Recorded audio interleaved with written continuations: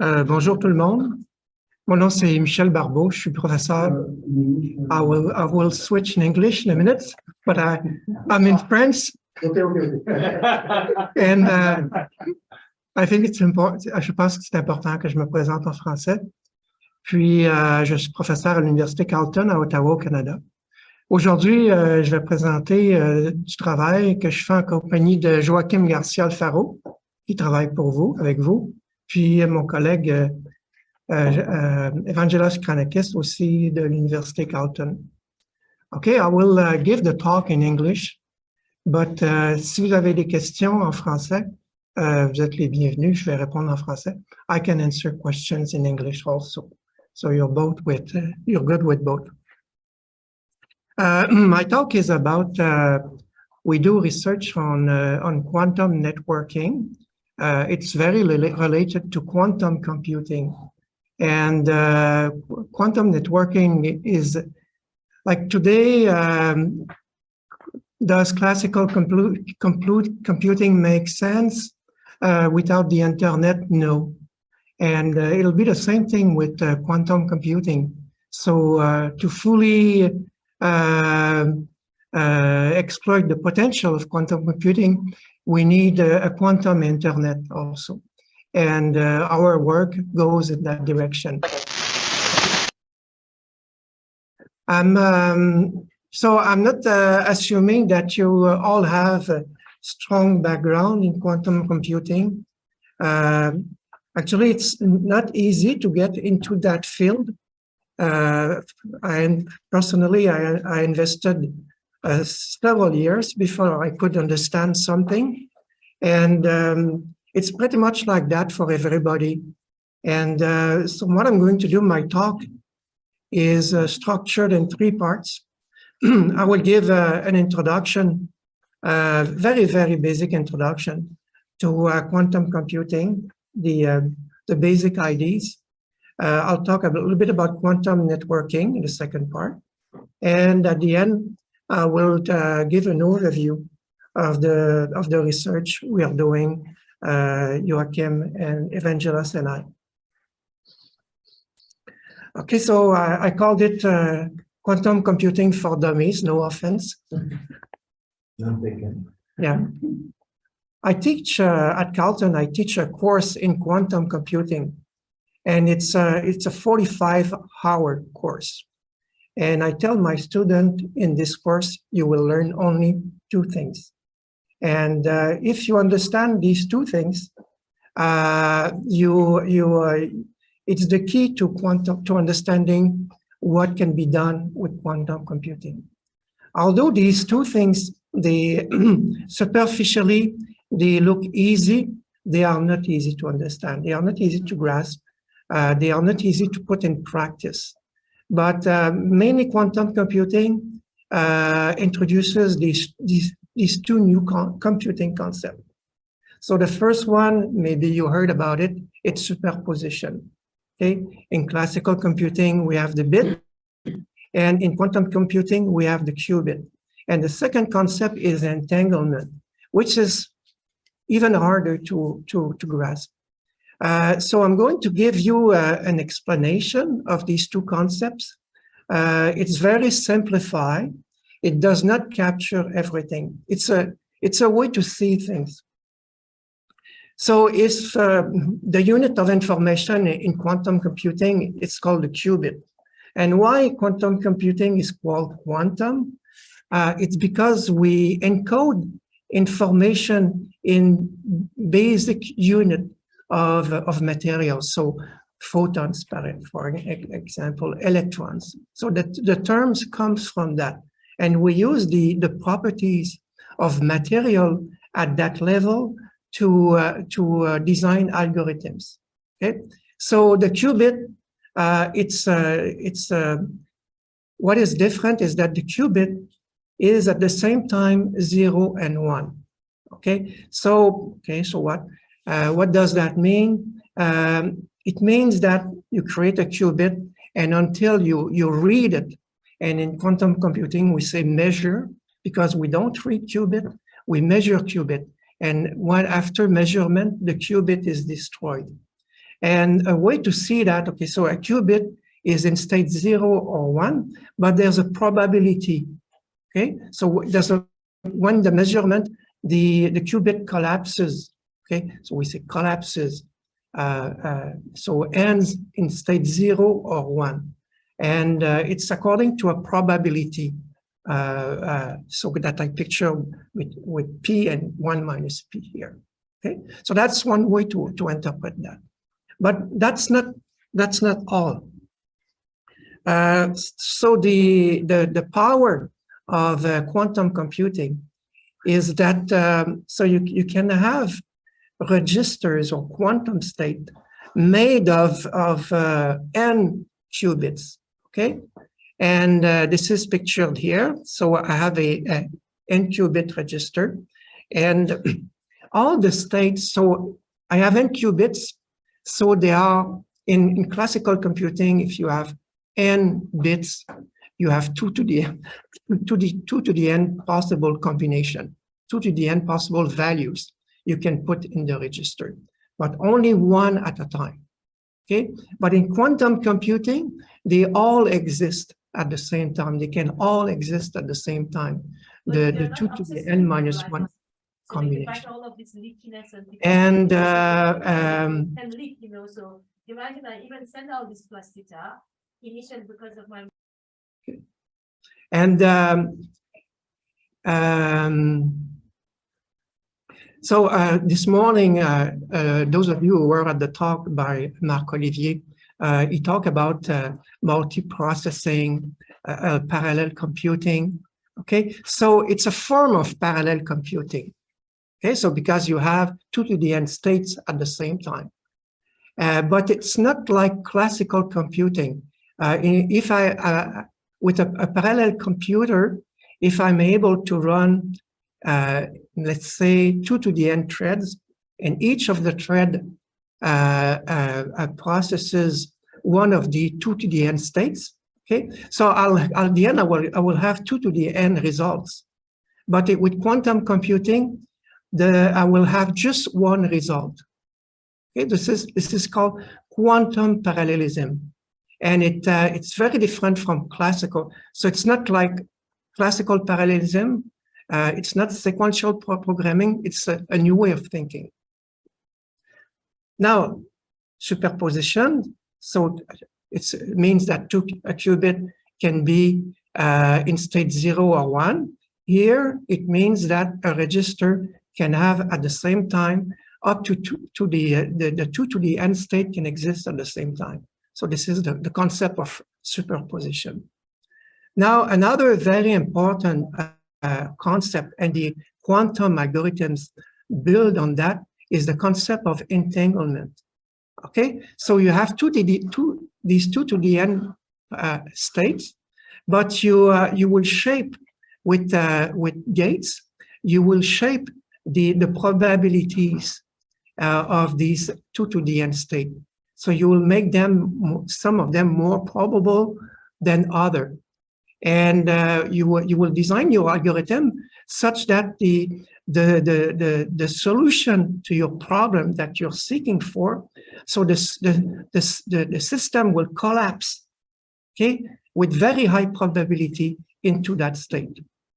Okay, so this is called entanglement. So you have a state of n qubits, and some of these states are ruled out, are eliminated, and only the state that you want will survive and will become the most probable during measurement.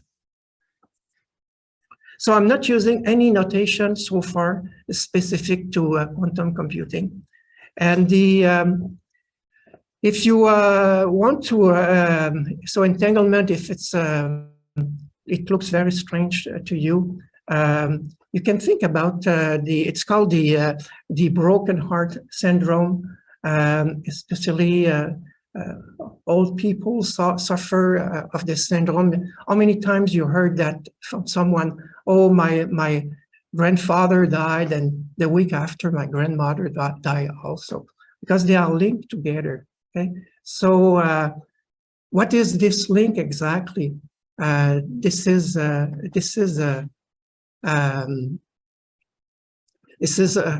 I don't think we can explain it, but it exists. But it's a similar phenomenon.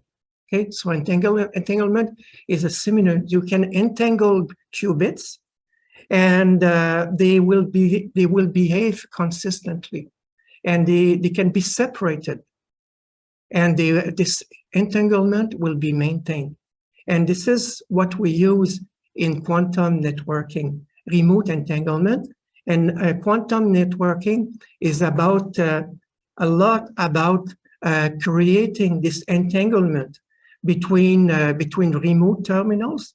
So we can use this entanglement to send across long distances classical information, but also quantum information. Okay, because quantum computing can be used to process classical information, and it can be used to process also quantum information. I'll give you two examples of that.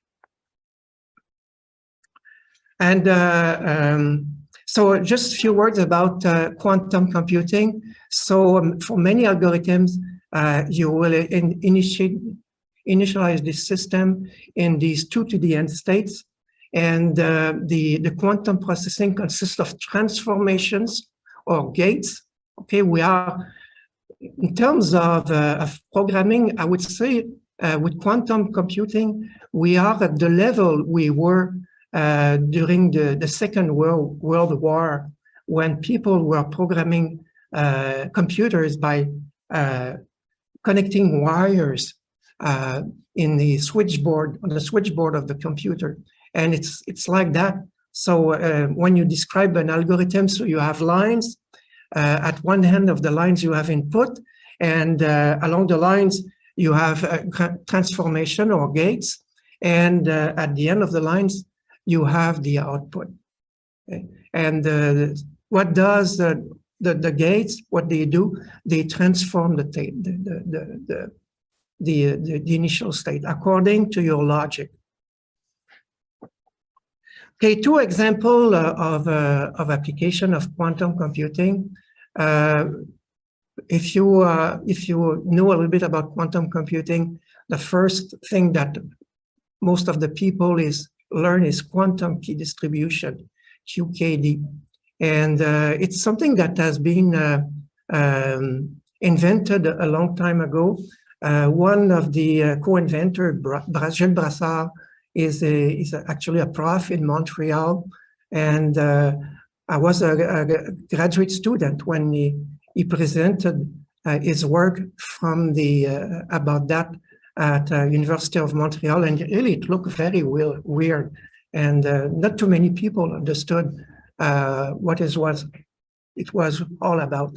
So QKD, it's about using quantum communication, quantum computing at the same time, to send classical information securely. So there's a lot of good sources to learn about QKD. There are implementation also, and I have a YouTube video. I did a simplified implementation of QKD using quite accessible optical hardware. I'm not a physicist myself, and I'm not an expert in optics, but with my student, we figure out how to implement a system like that. And there are commercial systems of it. I think they are quite expensive, and they QKD. I think it's interesting. It's for a niche market right now, and I think there's a lot of misunderstanding about what QKD is able to do. So it's called quantum key distribution, but in fact, it's a quantum key expansion protocol. So it's between two parties, and they need to pre-share a secret to establish a longer secret with quantum computing. It can be very vulnerable. It can be very safe. It can be extremely secure, But if you look at NIST, for instance, in US, they developed a standard for cryptography, and they decided to not adopt QKD, and there's a nice webpage about that, and they give good explanation. And one explanation, one reason for maybe not adopting QKD is that you need specialized hardware. Okay, so so if you follow what's happening with modern cryptography based on the discrete logarithm problem and factorization, so these problems can be solved efficiently with the quantum computer. And now we're looking for a solution for what is going to happen about when the quantum computer will be actually effective. And so that was a possibility, but I think the trend right now is rebuilding the internet to support quantum computing. It's not something that will happen soon. It's very expensive, changing the material. And I think for now, in the short term, to address the quantum threat in cryptography, the most realistic approach is PQC, post-quantum cryptography. So the design of algorithms that are resilient to the quantum computer, but that can run on the current internet and on current computers. Okay, another example of what we will be able to do with quantum computing is quantum machine learning. And so it's about using quantum concepts to implement machine learning. I talked briefly during the lunch with some of you about that. And so one of the challenges that we have with quantum computing is we can only read, we say measure, in fact, we can only measure a state once. Okay, so how do you deal with that with quantum computing? So in fact, we train a circuit. So it's called a variational circuit, a circuit with variables with variable gates. And this is an example. There are 3 gates, and so it's each gate is a rotation gate, and we can train the gate of we can train the rotation that will be done by the gate. And so on the left you have inputs, on the right you have an output. So we can train a quantum circuit to implement a function like we do with neural network. What are the benefits of that? It's not clear right now. What my main motivation for exploring quantum machine learning is curiosity right now. It's mainly curiosity driven. And there's a company, probably more, but there's a Canadian company building a quantum computer specifically for machine learning. It's called Xanadu. Okay, so I'll take the rest to talk about our research. And so the material I'm going to present, we presented it in fall 2020. There's a very interesting, if you want to get into quantum computing, in quantum computing, there are 2 branches. There are 2 types of people. And I would say it's similar to classical computing. So you have on one side, you have the theory people, and on the other side, you have the practical people. Okay, so the theory people in quantum computing, okay, they will tell you a qubit is ket 0, ket 1, and entanglement is this and that. And this is quantum computing, and a machine that does not implement that exactly is not a quantum computer. And on the other hand, you have more practical people, and I think I fit it in this category, they would think, okay, nice, but what is doable in the short and long term? Okay, so maybe if we sacrifice this, we can obtain that, and that is so much better than what we have right now. And it's exactly what it's happening with QKD. QKD in the original form requires control of individual photons.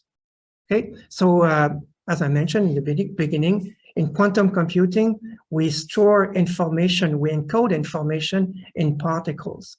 So you encode information in photons, and you need perfect control of photons to implement QKD as originally defined. I'm not a physicist, but I know enough about physics to tell you that we are not at that stage right now, unless someone is hiding something somewhere. So physicists are not able to efficiently control individual photon. Yes? So on this point, just to have your opinion, I know there are some companies selling systems for quantum distribution, yes, like ID Quantic. Yeah.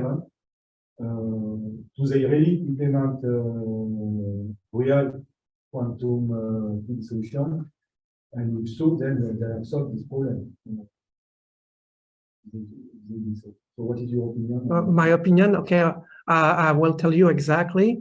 They actually send information with short laser pulses, pulses that contain a small number of photons. And okay, so a pure quantum computer scientist will tell you it's not QKD.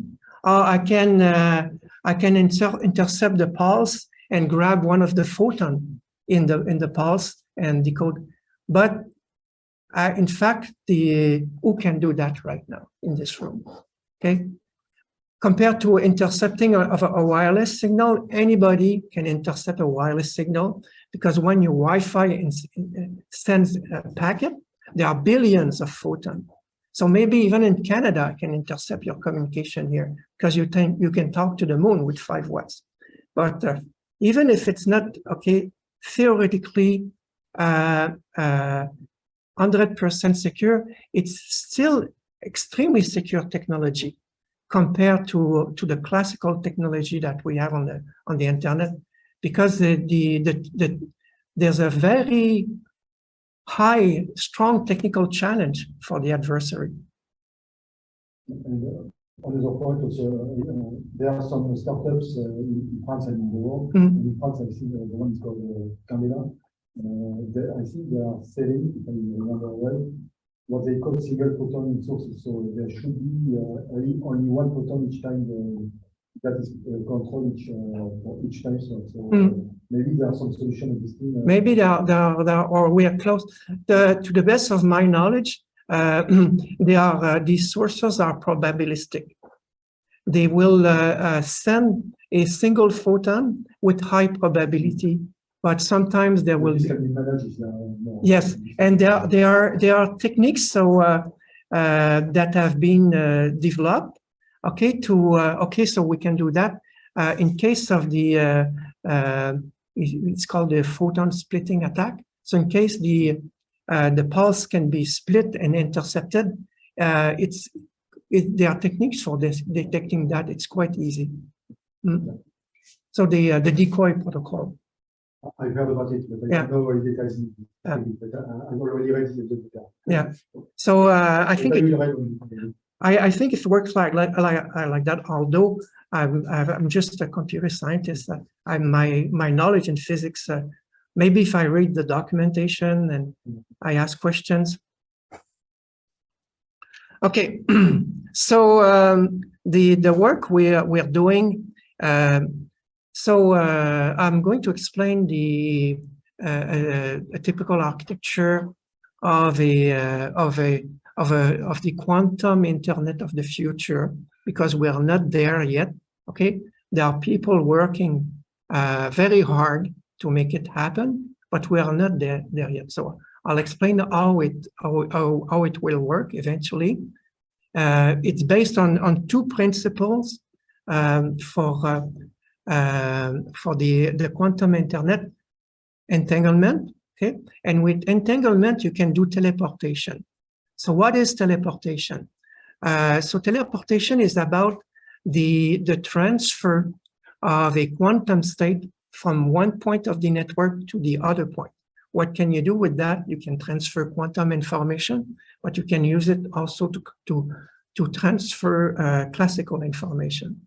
And why is it called teleportation? Anybody knows? You just translate the Greek word, you know? Yes, tele, distance, okay, Yes. portation, transport.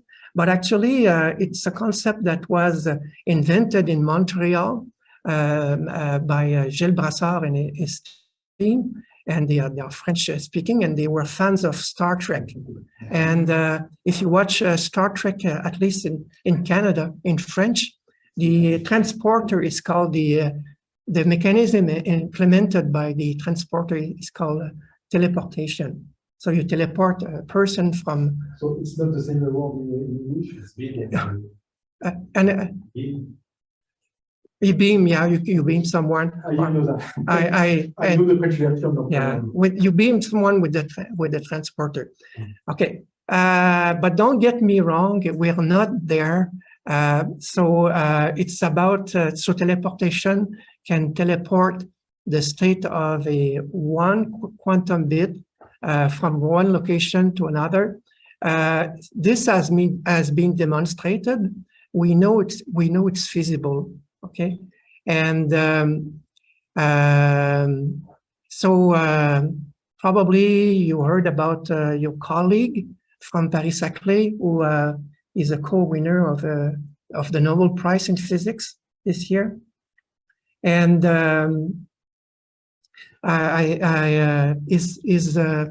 his work has to do with that, with teleportation, because you can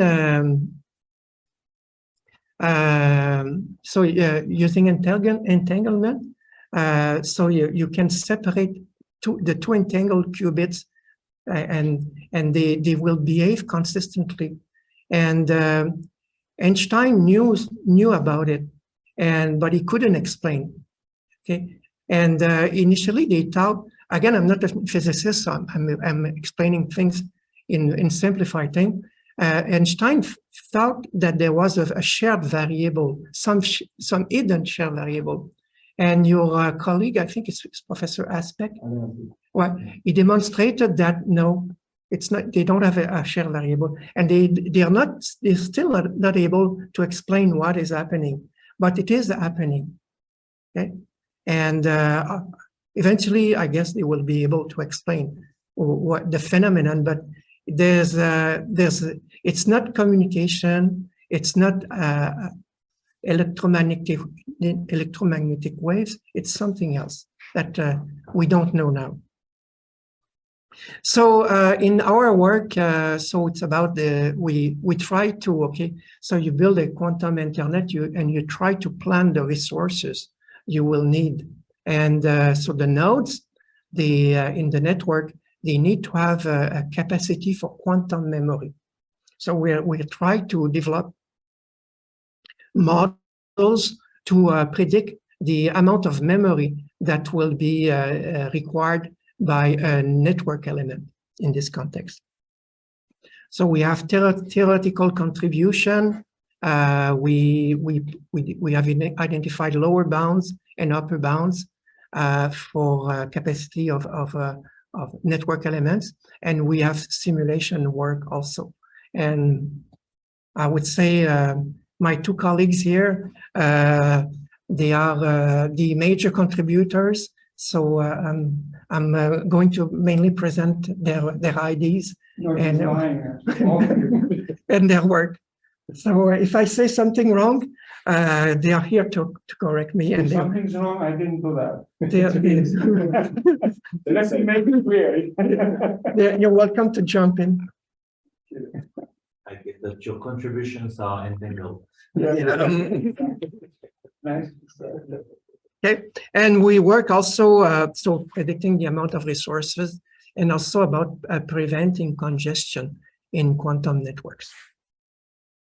Okay, so this is the model we use from quantum networks.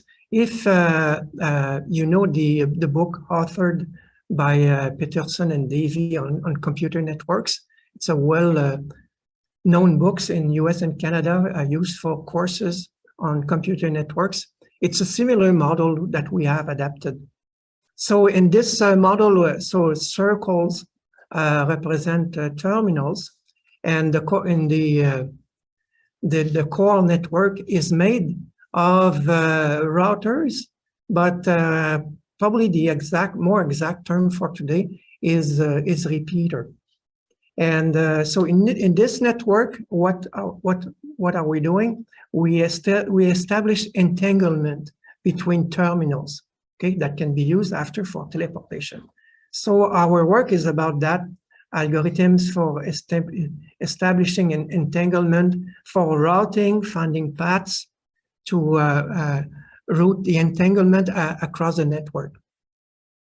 So one of the assumptions that we make is that every terminal is connected to every other terminal. So a little bit, okay, so if, so we focus here on one repeater, R in the middle, small r. And so this repeater is supporting 3 routes from T0 to T0 prime, T1 to T1 prime, and T2 to T2 prime.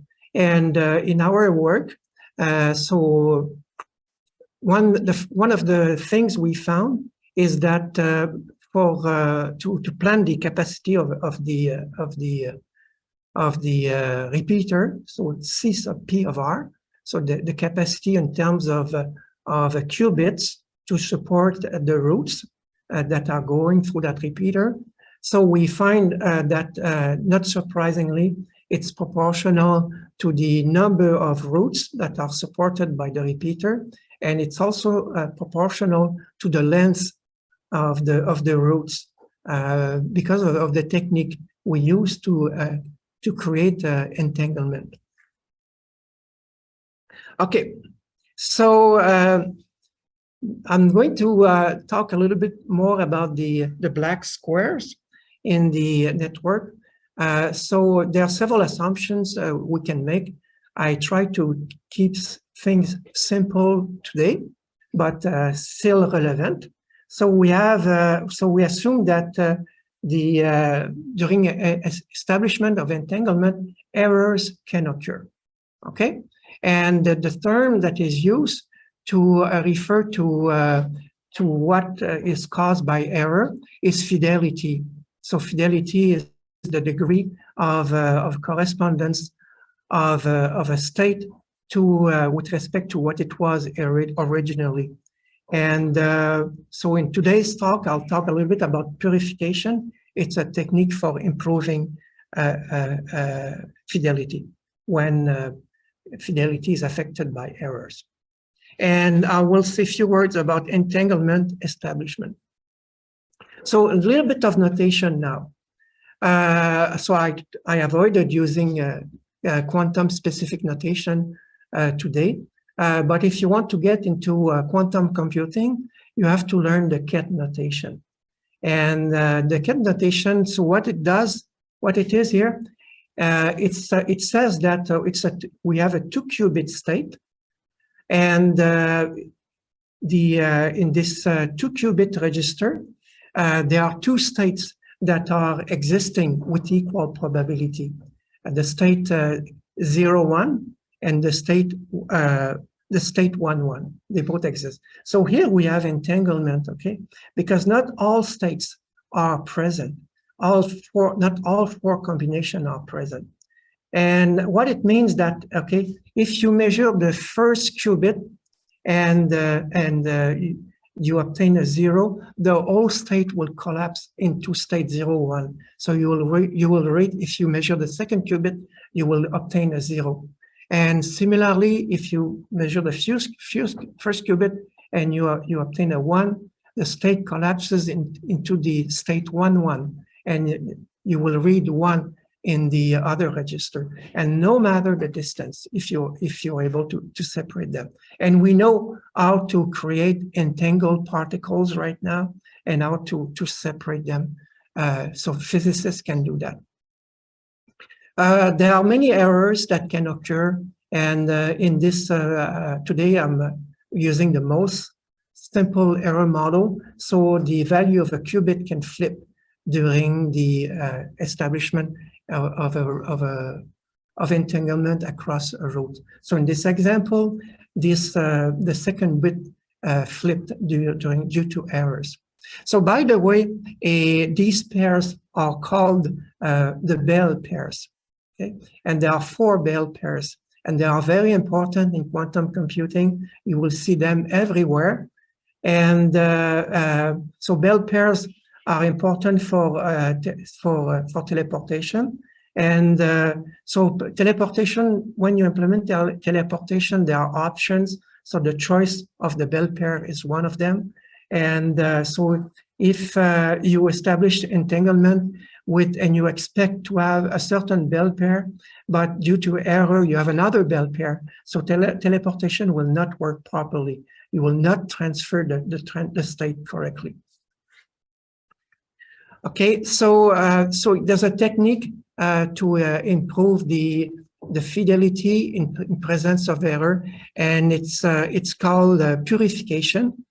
And how a purification works is so you will combine pairs, okay, Bell pairs together, and you start with 2 pairs, and with the 2 pairs you create, these 2 pairs can contain errors. I represent the error probability with beta in my slide. And so these 2 pairs can be, we say, purified.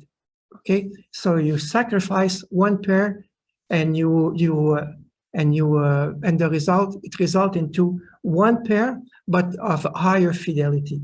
But there's still a probability of error.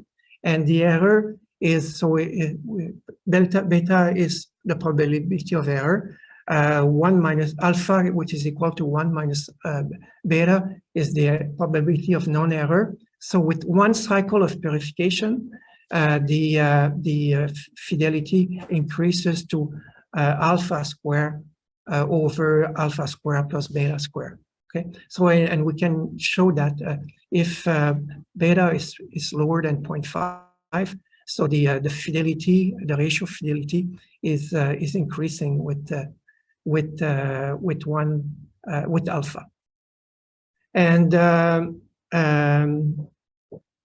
so one of the things I'm not going to go deeper today, but one of the topic on which we are working, Evangelos, Joachim, and I, is purification can be applied repeatedly across a network, because it's like in the classical world, the longer the path, and the longer the distances, the higher is the probability of error. But you can reapply this principle repeatedly. It's called repeated purification, so we're working on the analysis of that in the context of our network. Okay, now a few words about entanglement establishment. So how do you, in a network, how do you establish entanglement? There are 2 principles, and they have been demonstrated physically. So if there is a direct link between 2 nodes, an optical fiber, so you can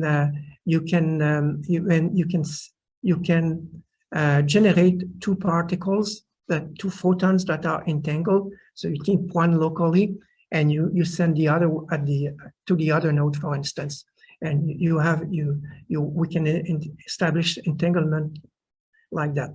Now the problem across a network, so it's like in classical network, we don't necessarily have direct links between all nodes. So we use a technique called entanglement swapping.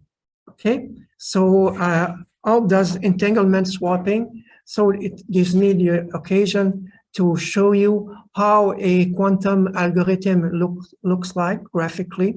There is a mathematical notation, and there's a graphical notation as well.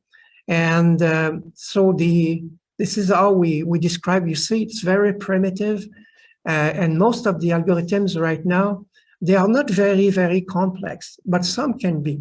Okay, and entanglement swapping is relatively simple, and how it works. So we have 3 rectangles here marked with dotted lines. So it's about creating entanglement between 2 nodes that are not directly connected. So there's a 3rd node involved, and this node is called a repeater. And so the 2 boxes on the left, each one represents a terminal, for instance. And the large boxes on the right represents a repeater. And the only thing we require is that every terminal must have entanglement with the repeater. And with this algorithm, so we can extend the entanglement between the two terminals with that. So there are 4 qubits involved. At the end, you have 1 pair. Just to comment, this in fact is what you also recall the quantum teleportation. It's not the exact circuit of quantum teleportation, but yes, but quantum teleportation, there are 3 lines. There you have this block here, and you also, so this is called Bell pair. Yeah, and you have this block, a block also, which is called Bell measurement, but it's not exactly, because it's not surprising, because they are based on. Say in other words, in fact, if you consider the 3 last lines, this quantum teleportation, and one of the qubits that is entangled in the first one. It is quantum teleportation, and the second one to the last one. And in teleportation also, the top line in input, it's an arbitrary quantum state. It's not all get zeros here. So in the swapping, I mean the fact that in fact it's a specific application of quantum teleportation. Right. Yeah, exactly. I see that you are a connoisseur. Yeah, you teleport in order to make the swap. Okay, so using quantum repeaters, we can generalize that across long paths, doing that hop by hop.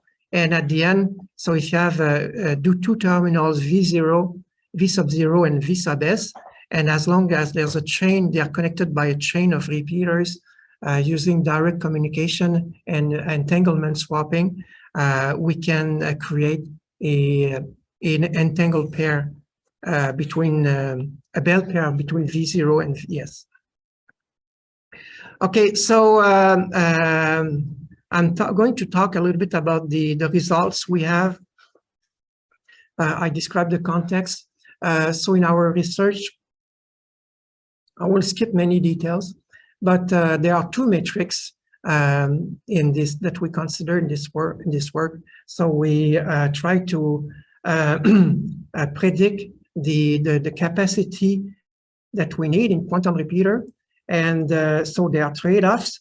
And at the same time, you don't want the trade-off to be done at the expense of performance.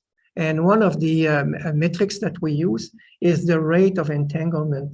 And in our paper, we explain, so it's not our research. We use the research from other people, but we explain how to model the rate of entanglement. And it's in one of these references.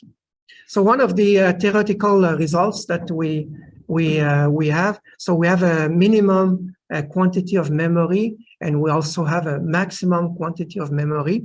And for the minimum quantity of memory, so it's proportional to, so T is the number of terminal, absolute value of T, so it's the cardinal, the number of terminals that we have, and absolute value of T choose 2, so it's the number of connections that we have. And R is the number of repeater, so the absolute value of R is the cardinality of R, and not surprisingly, the minimum capacity that we have, that we need in each repeater, it's the ratio of absolute value of T choose 2 over the cardinal of R. And the logic behind that is we apply the pigeonhole principle. If you studied computer science, it's something you learn in theoretical computer science. And the minimum capacity, so again, the number of connection involved is calculated. And as I mentioned, so in the worst case, there's a kind of bottleneck in the network, and a single repeater has to support all connections. Okay? So that's what we represent here.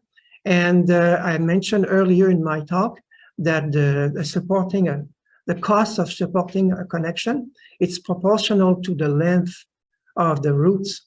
And so delta represents the diameter in the network. So it plays a role in the maximum capacity. Okay, a little bit about our simulation work. And this is more the work of Joachim. And so in the simulation, we study a grid, a quantum network modeled by a grid. And again, the square here represent repeaters, the circles represent terminals, but we can have terminals embedded in the grid. And here there's a minimum capacity required, and it's not easy. It's not hard to figure out that it's proportional to k square, where k is the dimension of the grid. It's a k by k grid. Okay, so to do the simulation, we consider end-to-end paths between terminals. In our work right now, in the simulation results that I'm going to show, we assume that every terminal is connected to every terminal. So in the first example, you have a path between the left and the right, leftmost and rightmost terminal.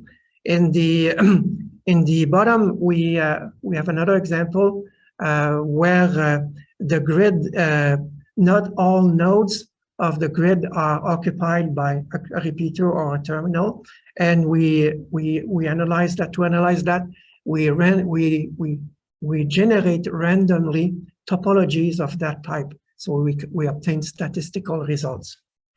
So this is a grid where every node is occupied in the grid by a repeater or a terminal, and all terminal is on the periphery. We simulate that, but we simulate also cases like that where there are holes in the grid on unoccupied areas, and the terminals can be inside the grid also.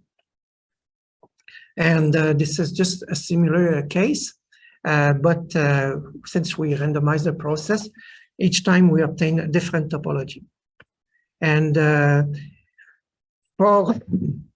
so this is another example, and we calculate in the simulation, we calculate all the routes that we need, and so these are examples here, and we can tell, okay, where are the congested repeaters are.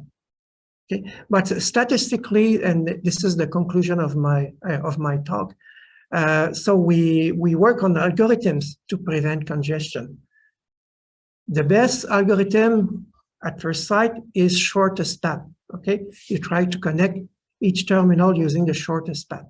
The problem with that is that you can create congestion. So some nodes repeaters can be more loaded than the others. And we, in this work, we explored another algorithm that is called peeling. So when you connect two terminals, you walk around the routes that have been established already to connect the two terminals. And what we found with that is on the left you have congestion for shortest path. On the right you have congestion for peeling, and we found that with peeling, congestion is significantly reduced. But we are happy to say at the same time that again you have on the left shortest path, on the right you have peeling, and the entanglement rate, even if the paths are slightly longer in our setting, the entanglement rate is not significantly reduced. Okay, so this is it, and maybe so I'm not going to repeat all of this. You're welcome to read our paper about and our future paper. Evangelist and I, we are here until Saturday, and we've been very productive this week, and we expect to have more advanced result in the near future. And we will be happy to share our ideas with you again when it will be ready. So I can take questions. Thank you.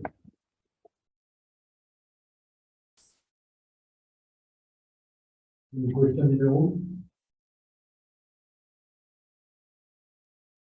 Can you come back very quickly to how you define the memory in the measuring?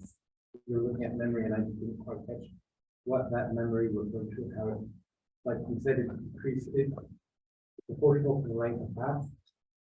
I'm not trying to understand what you're measuring. Yeah, so I would recommend reading our paper. I have to say that I have not, I didn't go in all the details of that. So a quantum repeater needs memory for quantum bits to support entanglement swapping. And so the logic is so a quantum repeater has to support a number of routes, and for each, so if you look at how entanglement swapping works across distances, so we have a lemma in our paper that calculates the number of qubits that is needed by a paper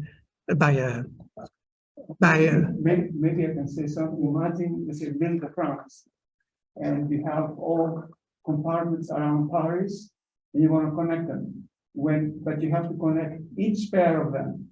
If you do that, the most highly congested vertices will be at the center of Paris, naturally. At those nodes, you have to have more paths to support, and therefore more qubits, the number of paths and the length of the paths. An alternative way is to go around Ville de France and connect them. So that's what I think it says. Memory is the number of qubits you're able to store at a given time. Yes. Qubits are hard to store. So that's one of the things. And it wasn't clear for me if it's about storing the qubits or the rate at which you're capable of doing swapping. Is it? It's more, our research is more about the number of qubits you will be able to store. It's not about the technology or the kind of. I guess my question is, what do you mean by, because when you swap them, you don't have qubits anymore. So what does the storing refer to? Again, just very quickly. So think that when you are doing the entanglement swapping, there are lots of failures. Yeah. And it needs to be like very well orchestrated. So when this orchestration is not perfect, maybe some intermediate swap that you have done, you need to store them. You need to do some kind of intermediate storage of the qubits that you have. Or you swap waiting Oh, for because so I mean from A to B, okay, from A to B there will be like n swaps. Yeah. Some of them they succeed to do the entanglement, some others are going to fail. and you need to store them in a kind of intermediate memory. The way how some repeaters are working at this moment is this, that you require also the memory in order to store the source that has been successfully connected. You sent a bell pair along an edge between two repeaters. Before you send, Yeah, before you need to and you have need to wait for both qubits before you can actually do the swap. And what you're saying is due to errors, you have to store one of the qubits before you get the other one before you swap. the entanglement. The entanglement. So suppose you are going to get from A to B. Yeah. Okay, and you will need to have one pair, you have n nodes. Yeah. And you are going to have a perfect chain of swapping from A to B. Some of them are going to succeed, some others are going to fail. But when you fail a swap, you lose the qubits.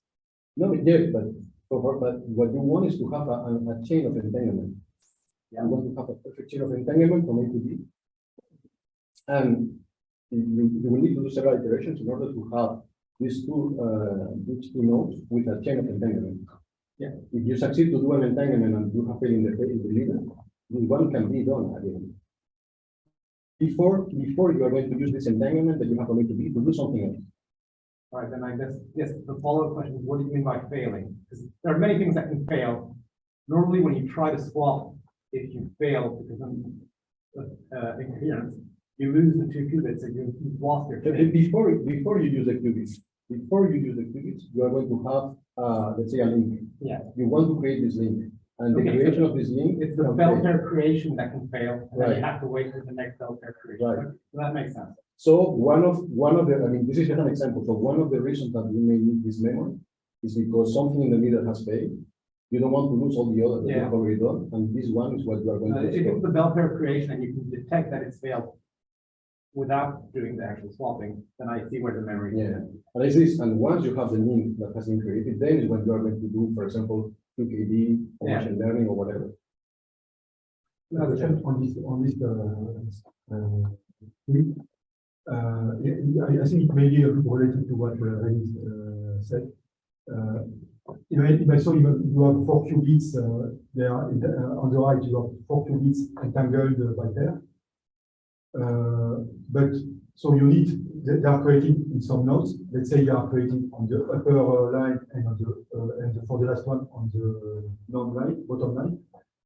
You need to store it, then you will send the qubit, but there are some losses. Yeah. So the problem is that when you want to do the entanglement between the two qubits, you need to be sure that, so you will need to have stored the qubits on the other side. Yeah. So and because of the length of the link, you will have to store many qubits because you are not sure the one that will reach its destination. Right.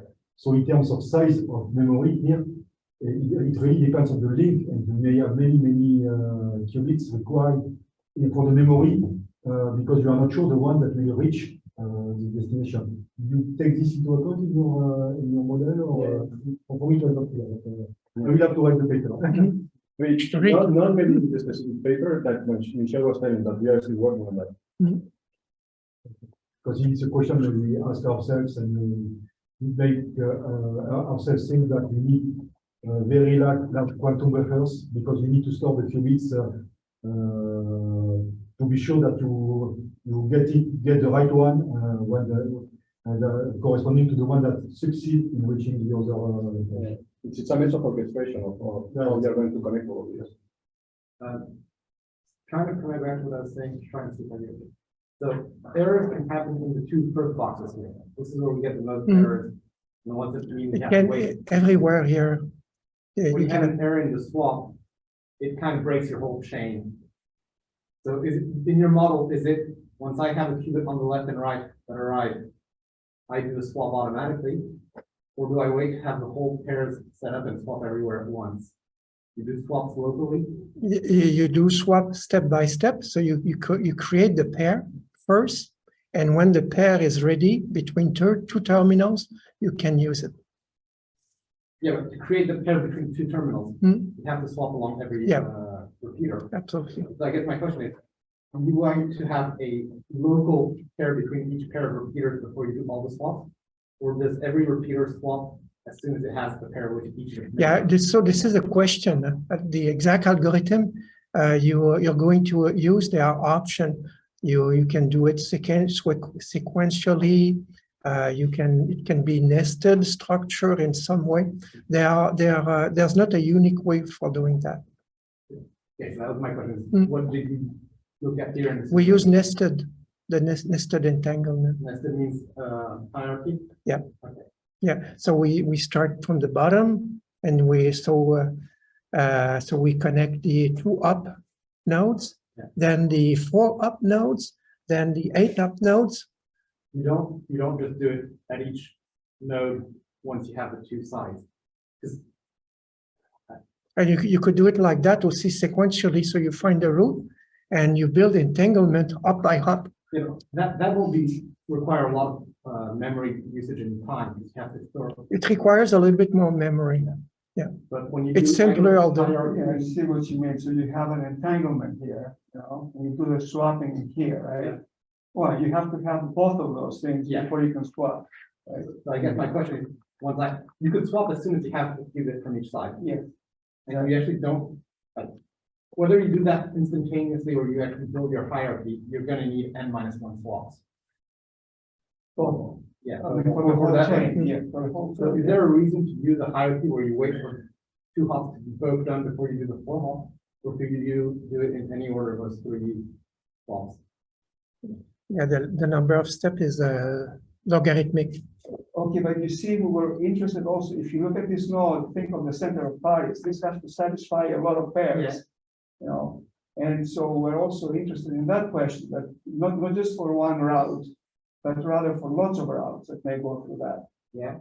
You know, so we're measuring that as well. So there could be faults for each individual one when you do a swap here, but there is every route you have to do the same thing. Yeah, that I agree. Yeah, I guess it's more the scheduling that I'm just to discuss about the memory and how long you have to hold qubits in memory. The decision to delay a swap if you have those qubits is a costly one. And so I guess the question was, is there a reason to delay it once you have a qubit from each side, regardless what they're paired to, L pair wise? Oh, sorry, what they're entangled to, or should you do it automatically? What you're saying with the center node is, if we do it last, we may not have to do it because everything else may have failed. So maybe that it would reduce the load on the center node to delay it until we know the rest is okay and that it's a meaningful swap. Or is I would be a liar if I said that we have done all those, you know, all of these things. Mm. Those are interesting questions, you know. Mm. You're almost asking me, did you build the internet? no, I sort of asked. No, I mean, but it's a very good question. I'm not saying that. But think we are coming to qubits, so I mean, I like see you what said, just the scheduling. Yeah. You do the scheduling, but the qubits, they don't go, they don't necessarily need to go in a sequence from A No, to no, B. they don't. So the qubits are, the repeaters are creating pairs Yeah. to go to the other repeater. So you can start doing this scheduling so that you start from left and right at the same time in order to join the middle. These qubits are generated, I mean, the pairs are created by the repeaters. So you have 2 repeaters in the middle of the chain, and they can already do the swapping. But I think what he's saying here is that the memory requirements can be caused by hardware, because there's a lot of routes, Yeah. but also by scheduling delays. Yeah. Which is a very interesting issue, you know, because the route has delays over here, you know, then I have to maintain the pair, you know. Yeah, so But the reason of this memory that I was mentioning before, that's an example. I mean, I don't say that all the memory is only for this, but as an example could be for this in order to store temporarily this, because there is a gap in the chain of thought.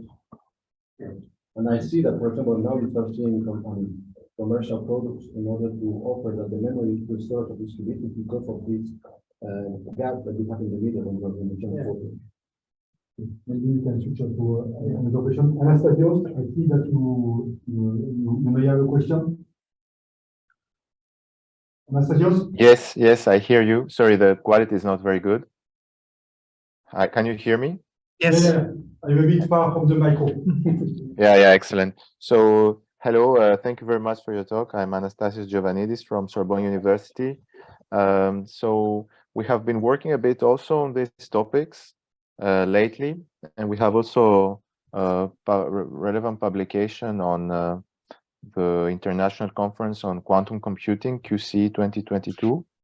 So my question to you would be, can you present again this alternative routing that you have introduced? And I would like to ask you why this routing would be something different than some kind of opportunistic routing, let's say. That means that as long as something has been, as long as a path has been established, no matter where, I just take this path immediately and, you know, I don't know where this would lead me. So wouldn't this create a lot of loss for pairs that actually don't end up having an origin destination, let's say? Yes. So we explored two alternatives for routing. The first one is shortest path. So we try to connect each pair of terminal with the shortest path. But this favors congestion, because some repeaters can be loaded more than others. And the other routing algorithm that we use is called peeling, and it existed before. And peeling, what we try to do with peeling, so we start with the shortest path, but when a new path is added, we walk around the periphery of existing paths. So in a sense, we create that's what it's called peeling. We create layers of routing of routes, and in peeling, the routes are obviously, in general, a little bit longer. And this is the two techniques that we've used. I see. I see.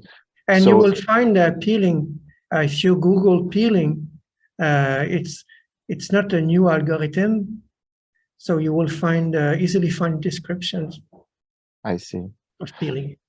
Have you worked on, for example, instantaneous routing decisions? That means depending on the actual state of whether or not some pairs have been correctly generated or not. No. You can allow. No, you haven't. No. No. It's an interesting question. Mm-hmm. I would say there's a lot of open questions in this area. So the peeling would be on average, let's say.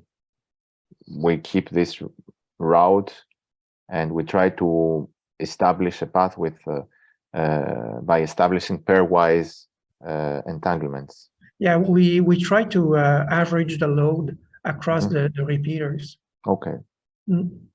Thank you very much. You're welcome. Other question on the bridge? No? Can I say the last word in French? Yeah. Ben, je vous remercie beaucoup pour vous être venu aujourd'hui. Ça me fait très plaisir de vous rencontrer. Et je vous souhaite la meilleure des chances dans votre recherche.